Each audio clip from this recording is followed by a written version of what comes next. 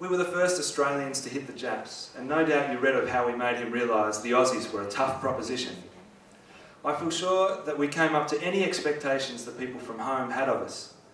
We were the Malayan Chocos, just waiting for a chance to make good, and my only wish was that the British politicians running this show could have spent those 17 days with us, in clothes that stunk, were stiff and dirty, that had been in mud and dirty rivers. At times we were so scared that we shivered all over like babies. Our hearts thumped so hard that they hurt. Yet it was our job to see that it didn't get the better of us. We all knew we were most likely to get fear into us, and our concern was, could we control it?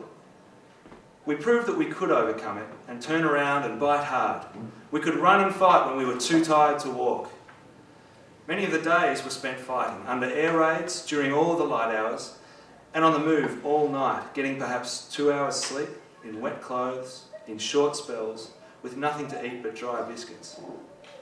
In one spell of 5 days, I had half a tin of pears, half a tin of condensed milk and 5 biscuits, and 1 cold cup of tea. However, it certainly proved just how much we could go through after all of our training, and if I ever complain about your cooking, just say, remember the 25-mile trek? He did complain about her cooking, but it's hard to think of my gentle dad in those conditions.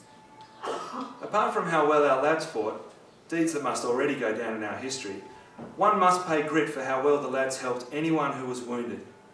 To get back, many of the lads had to be carried, and that meant that the man who helped had to discard his weapon and place himself open to fire with no means of protection. Tigger, for instance, was behind the Jap lines and had to be carried for 18 hours, and the carriers, along with the rest of the party, which included the wounded Ray, were ambushed on 2 occasions, yet they got him through. Another lad went out into the jungle to help a lad whose nerves had gone, and after being lost for 2 days, managed to get him back, even though both were completely exhausted. On one occasion, our doctor, who was tops all the way through, worked over 2 injured men whilst dive bombs were attacking his white tent, which was a landmark. Not one of his attendants could stand it and had to go for shelter. And when they returned, they found that both men had been dressed and were ready for the ambulance. When we told him how much we thought of his efforts, he just smiled and said that if he'd stopped, he would never have finished his day's work. Yet no human could stay there without realising that the next might blow him sky high. I could go on for pages about the lads who did things that helped one another or brought praise to themselves. Remember me mentioning Mrs. Bradley? Well, her prospective son-in-law was killed last night. And needless to say, we're all very upset, and as he's been with us for nearly 2 years now, and was a wonderfully fine lad. You have photos of him, Teddy Gill. Kathy, you have no idea how hard it is to see these fine lads who have done so much pay so dearly just because of greed. Only yesterday I saw him and joked with him how ugly he was.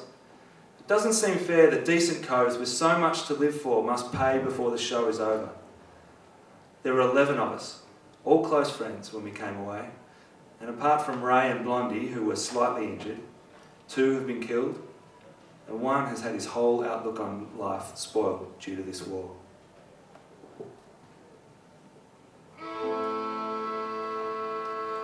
So Teddy Gill is gone, we'll bury him today, and his mum will get the letter that she'd feared day by day.